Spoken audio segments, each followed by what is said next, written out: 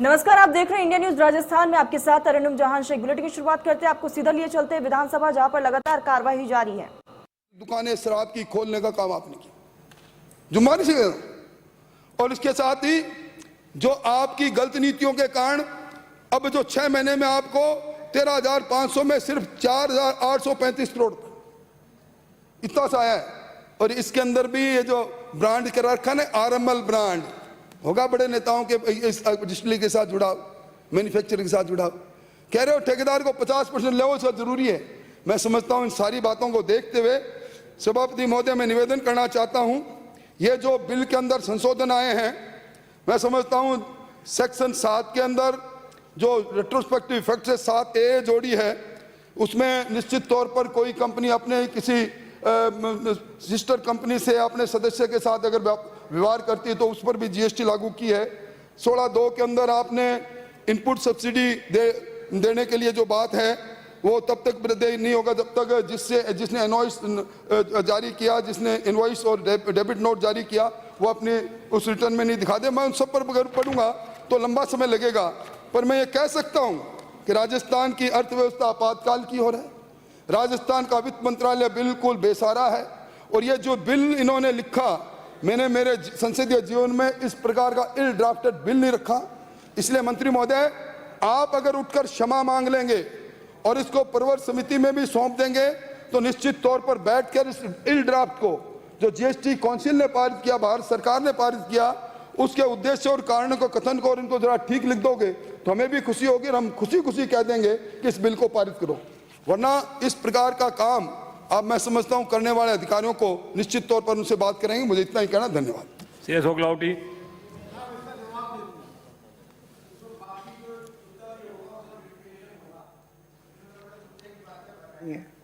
बहुत अच्छा ज्ञानवर्धन भी किया है, कुछ सुझाव भी दिए हैं और कुछ कमियां भी जो बताई हैं उनके बाबत निवेदन कर दूं।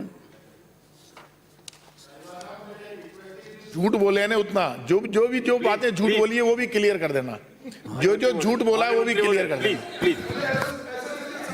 मिस्टर, मैं मतलब कभी कभी आप सितारों की तरह यहाँ उदय होते हो, पूरे दिन अपने दफ्तर में बैठे रहते हो। नहीं, दफ्तर में नहीं बैठा था मैं तो, लेकिन जितना ये असत्य बोलते हैं प्लीज सेव करें, पर उनको तो बोलने दो, विलोपित कर देना भाई, झूठ शब्द को विलोपित कर देना।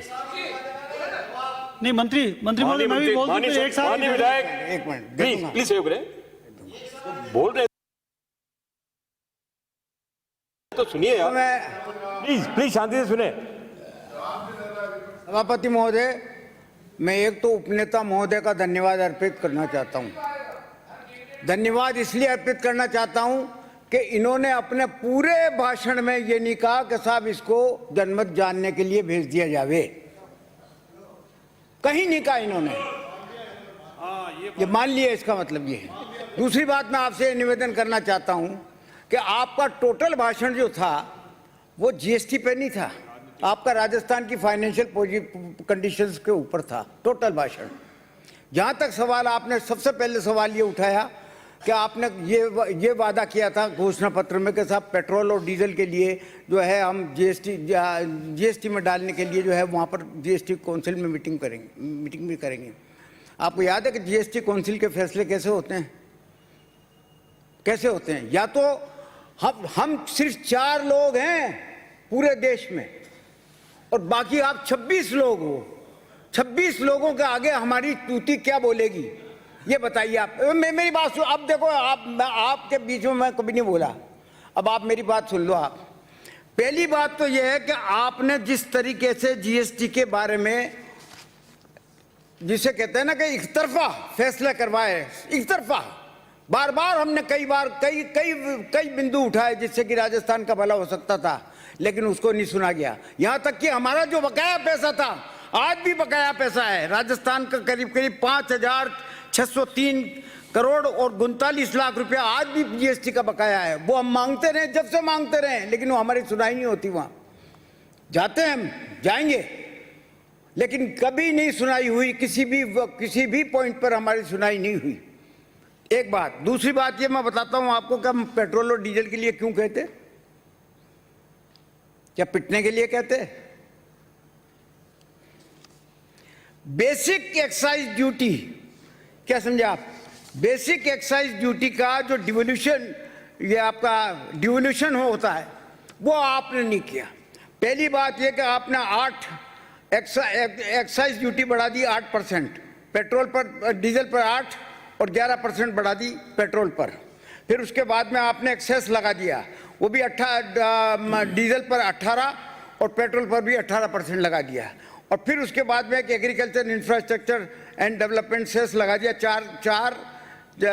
4 रुपया तो लगा दिया आपने डीजल पर, और पेट्रोल पर लगा दिया 2.5 रुपया। इस तरीके से 31 रुपया 50 पैसा आपने वो लगा दिया जिसमें राजस्थान का कोई हिस्सा नहीं है, कोई हिस्सा नहीं है उसमें, कोई डिवोल्यूशन नहीं है। सारा का सारा पैसा केंद्र सरकार रखेगी अपने पास। तो क्यों करते हैं हम ऐसा काम? दूसरी बात मैं आपको बताना चाहता हूं कि इसी तरीके से एक्साइज ड्यूटी को ले लो आप, वो बढ़ा दिया आपने। केंद्र सरकार के नवीन ऊपर ये जो एग्रीकल्चर वगैरह बताया मैंने, सेस वगैरह बताया, उनको उसमें हिस्सा और कम करते गए। और इसी तरीके से पेट्रोल डीजल की जीएसटी के दायरे में लाने का प्रतिवर्ष करीब अगर हम पेट्रोल और डीजल को इन हालातों में, इन कंडीशंस के होते हुए भी कि हमें सेस का कोई डिवोल्यूशन नहीं दिया जा रहा, इन हालातों में भी अगर हम पेट्रोल और डीजल के पे ये मांग कर लेते कि साहब इनको जीएसटी में लगाया जाए, तो करीब हमारा 5,600 करोड़ रुपए की राजस्व की हानि होती। आप वो हानि करवाना चाहते थे? मेरे से पूछ के वादा किया था। जन घोषणा पत्र में लिखने वाले आपके दोषी ये हैं, वादा क्या करें, फिर अब ये करें। 1 मिनट, अब आप डेप्ट की बात करते हो, डेप्ट लिया, ब्याज दे रहे हैं, और निश्चित तौर पर जो है लोगों के ऊपर कर्जा भी चढ़ा है। लेकिन हालत क्या है भारत सरकार की? आप इधर जरा मेरी तरफ देखेंगे आप, भारत सरकार की हालत क्या है? भारत सरकार की हालत ये कि टोटल डेप्ट 2014 में 53 लाख करोड़ रुपए का था, जो कि मार्च 2022 में 136 करोड़ रुपया हो गया, 136 लाख करोड़ रुपया हो गया। यानी कि भारत के हर नागरिक के ऊपर 1 लाख रुपए का लोन चढ़ गया, 1 लाख रुपए का। जिस तरीके से फाइनेंशियल्स के सत्यानाश किए गए हैं, और ये मैं आपको बताता हूं, जीडीपी, आप जीडीपी की बात कर रहे हैं, 70 साल में लोएस्ट जीडीपी आई है 23.5%, 23.5% बिलो आई है। और किसके कारण आई है? मंदी के कारण। नोटबंदी, ये बंदी, वो बंदी, सत्यानाश कर दिया सारी फाइनेंशियल कंडीशंस का देश की का आपने। ये कौन जिम्मेदार है इसके लिए? बताइए कौन जिम्मेदार है? क्या राजस्थान सरकार जिम्मेदार है या केंद्र सरकार जिम्मेदार है?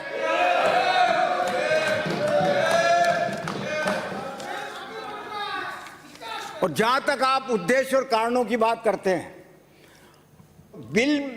बिल पढ़ने से ज्यादा इंपॉर्टेंट होता है उद्देश्य और कारण पढ़ने में।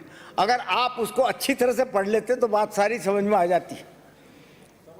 इतनी गलत बात आप यहां नहीं कहते, क्योंकि कुछ न कुछ आपको तो बोलना है। इधर की बात, उधर की बात, इसकी बात, उसकी बात, मूल बात खत्म, और जो है आपने उद्देश्य और कारणों पे आ गए। क्या गलत लिख दिया उद्देश्य में हमने और कारणों में? क्या चीज गलत लिख दी जिसके लिए आपको एतराज है?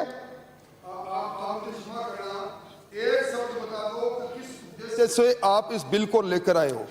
आपने बिल में जो संशोधन है एज इट इज पहले लिख दिए, रीड्राफ्ट करके फिर लिख दिए। मैं बता देता हूं, मतलब अब बता दो, आपने जो कहा कि केंद्र सरकार ने पारित किया, संसद ने पारित किया, जीएसटी काउंसिल में पारित किया, एक शब्द बता दो आप। एक बात बता देता हूं। और आप हिंदुस्तान की जीडीपी की बात कर देता हूं, राजस्थान की जीएसटी भी साफ है कि भारत सरकार लोकसभा के द्वारा जो जीएसटी पारित किया गया है, उस पारित के अनुसार ही सेम बिल्कुल वैसा का वैसा हमें यहां पर पारित करने का केंद्र सरकार का निर्देश है।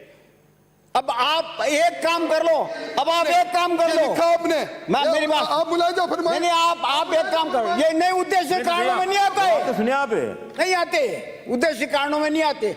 अब तो ये आप एक काम कर लो, आप एक काम कर लो, पूरा एक्ट पढ़ लो और भारत सरकार ने जो एक्ट पास किया है वो पढ़ लो।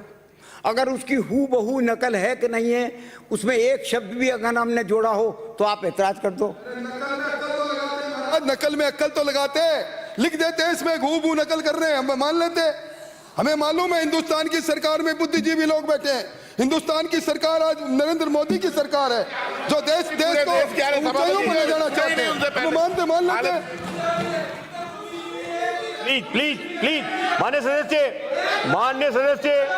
मान्य सदस्य अंकित नहीं होगा। मैं पूरे सदन से मान्य सदस्य मैं सदन से अपेक्षा करता हूं। आज 3 बिल हैं और करीब 25 मान्य सदस्यों को बोलना है। यदि इसी तरह से चर्चा चलती रहेगी तो 12 बजे तक भी और इस पे जो है चर्चा जारी रहेगी। बोलना का तो मैं ये अपेक्षा करता हूं। बोलना का है, वो तो बात समझ गए कि ये प्रधानमंत्री को और वित्त मंत्री को चिट्ठी लिखे मानेगा। तो कहां बोले वो, कहां बोले कि साहब जनमत पे जनमत के लिए भेज दिया जावे। अब क्या बोलेंगे बाकी लोग, क्या बोलेंगे? और जो बोलेगा सबके एक एक के नाम भेजूंगा, सबके एक एक के नाम भेजूंगा, याद रखिए। के रूप में जो इतनी बार जो ईस्ट काउंसिल में गए, जाकर सिर्फ सोए और उन्होंने जनता का वादा पूरा नहीं किया पेट्रोल डीजल को लाने के लिए। मैं भी ये कहूंगा इस प्रकार का बिल आपने पेश किया है। अशोक लाओ प्लीज। मेरा माननीय सदस्य ईस्ट काउंसिल में अगर मैं सोया तो मेरा सोता हुआ फोटो बताओ। साहब वो फोटो जो आपने मुझे दिखाया था इनके खर्राटे बढ़ते हुए दिखाओ। प्लीज गंभीरता बरते। ये अब डर रहे हो आप इनसे। माननीय सदस्य मैं फिर सदन से अपेक्षा करता हूं। 50 मान्य सदस्यों को बोलना है। 3 बिल है, 2-2, 5-5 मिनट में अपनी बात समाप्त करेंगे तब जाकर के और ये समय पे जो है पूरा कार्यक्रम हो पाएगा। इसलिए कृपया सहयोग करें। सभी मान्य सदस्यों अपेक्षा करता हूं मैं। श्री अशोक लाहोटी। माननीय सभापति महोदय, और संक्षेप में अपनी बात कहेंगे। जैसे अभी उपनेता प्रतिपक्ष महोदय ने कहा कि इसमें जो अमेंडमेंट लेकर आए हैं उस अमेंडमेंट में हर एक्ट में आगे जो लिखा है amendment of section 7 Rajasthan act, ये नेता उपनेता, और उपनेता का कोई पद नहीं होता, उपनेता का कोई पद नहीं होता। बार बार इंसल्ट। माननीय मंत्री महोदय हाउस ऑर्डर में लाएं सर। ये जो amendment of section 7 Rajasthan act लिखा है इसमें हर जगह, तो मंत्री महोदय इसमें कहीं आप क्लियर करते हैं कि राजस्थान एक्ट है वो जीएसटी एक्ट के अंतर्गत हम इसको लेकर आ रहे हैं, तो शायद जो नेता उपनेता प्रतिपक्ष ने कहा किसी को जरूरत ही नहीं पड़ती और आपकी एक लाइन में बिल पास हो जाता। जो सेक्शन 7 में आपने कहा है लगभग पूरा रिफॉर्म इसमें है। मैं केवल आपसे ये जानना चाहता हूं कि आपने जीएसटी काउंसिल की तो बात की, पर आप क्या ये बताएंगे सदन को कि जीएसटी काउंसिल में आपने ये सुझाव दिए थे, क्या ये जो बिल आया इसमें जो आपको लगता है वो राजस्थान के हित में आपने क्या क्या सुझाव दिए थे, उस सुझाव की कॉपी आप सदन के पटल पर रख दें तो हम मान लेंगे कि वाकई आपने सुझाव दिए हैं। सभापति महोदय, अभी मंत्री महोदय ने बात की जीडीपी की, उनकी सबकी कॉपी आपके पास भेज दूंगा। बिल्कुल भिजवाएं। क्या होगा? बिल्कुल भेजें आप। फिर क्या कर लोगे? हमें पता तो चले कि आपने सुझाव दिया कर लोगे आप? हमें पता चले आपने सुझाव दिया है, केवल सदन में ही कह रहे हो। सभापति महोदय, मैं बड़ी जिम्मेदारी के साथ कह रहा हूं कि इसमें जो माननीय सदस्य मैं फिर से अपेक्षा करता हूं बिल पे कन्फाइन करें। राठौड़ साहब ने क्या कहा, आपने क्या बोला नहीं बोला, ये बिल में कुछ भी नहीं है। बिल पे यदि आपको बोलना है तो मैं आवश्यक रूप से आपको 2 मिनट में बैठा दूंगा। कृपया सहयोग करें। सभापति महोदय, यदि आप ये कहते हो बैठ जाओ, मैं वैसे ही बैठ जाऊंगा। मैं तो आपका आज्ञाकारी शिष्य हूं। बिल पे संशोधन पे बोलना है मैं तो आपका आज्ञाकारी शिष्य हूं, वैसे ही बैठ जाऊंगा। आप मुझे कह दो बैठ जाओ, मैं बैठ जाऊंगा, लेकिन मैं केवल बिल पे ही बोल रहा हूं। किसी का अंकित नहीं होगा, केवल मैं जिसका नाम पुकारूं सिर्फ उसका ही अंकित होगा, बाकी किसी का अंकित नहीं होगा। सभापति महोदय, amendment of section 7 Rajasthan act की धारा 7 में संशोधन किया गया है कि कोई भी संस्था यदि अपने सदस्य के साथ कोई ट्रांजैक्शन करती है तो वो जीएसटीएन के दायरे में आएगा। बिल्कुल आज से पहले ये नहीं था, ये बड़ा अच्छा संशोधन है, मैं इसका समर्थन करता हूं। इसी प्रकार आपने सेक्शन 16 में लिखा है कि ये संशोधन किया गया है कि खरीदार को इनपुट क्रेडिट लेना है तो जीएसटीआर 1 में उल्लेखित जीएसटी इनपुट क्रेडिट मिलेगा। आज से पहले जो होता था इसमें जीएसटीआर 1 जो खरीदार के हाथ में नहीं है और विक्रेता जो है उसमें जीएसटीआर 1 लेट फाइल करेगा। यदि नहीं फाइल करेगा तो खरीदार को वैधानिक इनपुट क्रेडिट मिलने में बहुत बड़ी परेशानी का सामना करना पड़ता है, इसलिए इसमें परिवर्तन किया। यदि आप इसमें सुझाव देते कि इसको यदि जीएसटीआर 1 के साथ अटैच करके इसमें जो खरीदार को और दोनों की यदि इनपुट चेक करने का देते तो निश्चित रूप में इसमें कोई ना कोई सुधार होता, पर आपने सुझाव दिया नहीं। फिर भी चूंकि आपने ये एक मार्मिक अपील की है कि केंद्र सरकार ने की धाराएं हैं, आपको आज्ञाकारी मंत्री के रूप में आप उसको पास करना चाहते हो, आपका समर्थन करेंगे। आपने ये कहा अमेंडमेंट ऑफ सेक्शन 35 में कि इस धारा 35 को अब हटा दिया गया है, जिसमें यह प्रावधान था कि व्यापारी को वार्षिक रिकॉन्सिलेशन स्टेटमेंट सीए के द्वारा सर्टिफाइड करवाना होता था। आज डिजिटल इंडिया में इसको सर्टिफाइड नहीं करवाना, मैं सेल्फ असेसमेंट कर दूंगा और वो जीएसटी काउंसिल उसको मानेगी। ये बहुत अच्छा सुझाव है, लेकिन ये आपने नहीं दिया, ये वहीं से आया है। इसी प्रकार से इसका जो प्रभाव होगा उसका फायदा भी होगा। अमेंडमेंट ऑफ सेक्शन 44 में माननीय राजाखेड़ा के सदस्य आपने लिख के दे दिया मंत्री जी को, आप बीच में नहीं बोले। नहीं, आपको रिप्लाई देने के लिए आपने जीडीपी के डाटा लिख के दे दिए, मुझे पता है, इसलिए बीच में नहीं बोले आप। अमेंडमेंट आदत नहीं है आपकी, आप तो जो है स्वयं क्या आता है वित्त के, तभी तो बीच में अवसर रहता है तब तो बोलते नहीं आप। हाँ, अब करो विरोध। अमेंडमेंट ऑफ सेक्शन 44 में राजस्थान एक्ट में आपने लिखा है कि इस धारा का एनुअल वार्षिक रिटर्न की अंतिम तिथि जो बढ़ाने का एक्ट में था, ये वाकई गलत था कि किसी तिथि को फिक्स एक्ट में कर देना और समय काल परिस्थिति के अनुसार कई बार डेट बढ़ानी पड़ती है। तो ये बहुत अच्छा संशोधन है, इसका भी मैं समर्थन करता हूं मंत्री महोदय। इसके साथ साथ जो अगला आपने लिया है इसमें कि अमेंडमेंट ऑफ सेक्शन 50 में कि जो ब्याज की धारा है ब्याज को निर्देशित करती है। इसमें जब पहले वहां पे क्रेडिट लेने जाते थे तो ब्याज की पेनल्टी जो होती थी उसको जमा कराने के लिए कई महीने निकल जाते।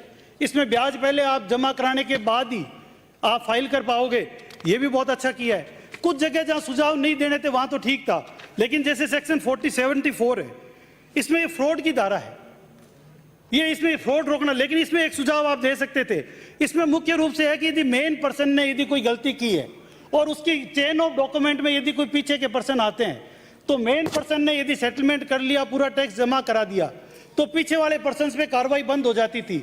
जो इस सेक्शन में अभी इसमें इसके अंतर्गत जो धारा 129 और 130 में जो व्यक्ति इसमें शामिल है उन पर कार्रवाई बंद नहीं होगी। इसका यदि आप सुझाव देते तो निश्चित रूप से जीएसटी काउंसिल मानती, पर आपने सुझाव शायद नहीं दिया होगा, और दें तो आप मुझे कॉपी भेजेंगे ही। आपने अमेंडमेंट ऑफ सेक्शन 75 में सब धारा 12 में सेल्फ असेसमेंट टैक्स रिकवरी के इसमें कठोर कदम लिखे। मैं आपसे निवेदन करूंगा कि इसकी सप्लाई का जीएसटीआर 1 जब सबमिट होता है तो व्यापारी की टैक्स लायबिलिटी तय नहीं होती, केवल जीएसटीआर 3BC में उसकी टैक्स लायबिलिटी तय होती है। लेकिन अब आपकी DB 3BC जो है इसके साथ साथ जीएसटीआर 1 में भी होगा। इससे व्यापारियों में थोड़ा सा टैक्स जमा कराने की, जो तुरंत टैक्स जमा कराने का उसकी लायबिलिटी तो बढ़ेगी, पर कम से कम जीएसटी रेगुलाइजेशन इसमें जरूर होगा इस धारा के अंतर्गत। पर यदि सुझाव देता तो इसमें आप जरूर कुछ अमेंडमेंट करवा सकते थे। इसी प्रकार इसकी धारा 83 में आपने संशोधन से पूर्व इस धारा का उपयोग केवल कुछ परिस्थितियों में किया जाता था, जिसमें धारा 62, 63, 64, 67, 73 और 74 में कवर होने वाले व्यक्ति ही इस धारा के अंतर्गत आते थे। लेकिन अब क्या होगा, आपने सुझाव नहीं दिया वहां, इसलिए ये लागू हो गया।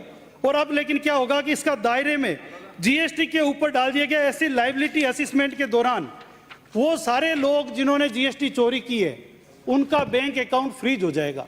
यहां तक तो ठीक है, लेकिन इसमें एक सुझाव आप दे सकते थे मंत्री महोदय कि कई बार चोरी की गणना भी हो जाती है और व्यापारी चोर नहीं होता। उस गणना के कारण यदि बैंक खाता फ्रीज हो जाएगा तो उसका व्यापार बंद हो जाएगा। इसका आपको सुझाव देना चाहिए था, पर आपने सुझाव नहीं दिया। इसकी कोई बात नहीं है। इसके अगले सेक्शन में 107 में आपने ये भी राजस्थान एक्ट ही आपने लिखा है, अधिकारी जो भी पेनल्टी लगाएगा उसका 25% जमा होने के बाद अपील में जाने का अधिकार होगा, अन्यथा नहीं होगा। इससे पहले 10% पे था। ये भी आपका सुझावात्मक ये था कि जीएसटी काउंसिल में राजस्थान ऐसा जीएसटी, ये जो कर निर्धारण है ये पूरा जीएसटी काउंसिल का है। आप जो बार बार यहाँ डरा रहे हैं सबको कि सेंट्रल गवर्नमेंट ने किया है, लोकसभा ने किया है, ये सेंट्रल गवर्नमेंट लोकसभा ने नहीं किया, ये जीएसटी काउंसिल ने किया है। और उसको इस एक्ट को इसी रूप में यहाँ पर राजस्थान विधानसभा में भेजा है जैसे देश की दूसरी विधानसभाएं और लोकसभा उसमें काम करेगी। इसलिए मेरा आपसे सुझाव है कि कुछ मामलों में आप सुझाव जरूर दें, इस बैठक में नहीं दिए होंगे अगली बैठक में दें, वापस रिवाइज भी करवा सकते हैं। इसी तरह धारा 129 में जो गुड्स इन ट्रांजिट है, इसमें एक सबसे बड़ा जो चेंज हुआ है कि इस ट्रांजिट का जो टैक्स बनता था उसमें 200% जमा कराना होगा। ये पहले 100% था। और बहुत से बार व्यापारी जो ट्रांसपोर्ट के थ्रू माल बेचता है वो वहां टैक्स तक नहीं पहुंच पाता हर जगह। वो अपने ट्रांसपोर्टर को कहता है कि भाई आप माल की वैल्यूएशन करा के छुड़वा लें। इसमें माल की वैल्यूएशन में पहले जो कीमत थी उस माल की कीमत का 50% और टैक्स 200% दोनों इसमें शामिल है। इससे पहले केवल टैक्स गुड वैल्यू के 50% था। ये कुछ ऐसे सुझावात्मक इसमें थे। यदि भूलवश कोई गलती का खामियाजा बिजनेस बंद करवा सकता है तो उसका सुझाव देना भी जरूरी होता है, जो राजस्थान के हित में राजस्थान के वित्त मंत्री की हैसियत से मुख्यमंत्री जी को यह आपको देना चाहिए था। धारा 129(2) में आपने बॉन्ड सिक्योरिटी पर जो पहला माल छुड़ाते थे वो बॉन्ड सिक्योरिटी बंद कर दी। अब पूरा का पूरा पेनल्टी और टैक्स देने के बाद ही माल छूटेगा। इस प्रकार धारा 29(3) में जो संशोधन किया गया है, इसमें गुड्स को जब्त करने पर अधिकारी 14 दिन में ऑर्डर पास करना होगा। ये इसमें बड़ा अच्छा है कि पहले अधिकारी महीनों तक लटका के रखते थे।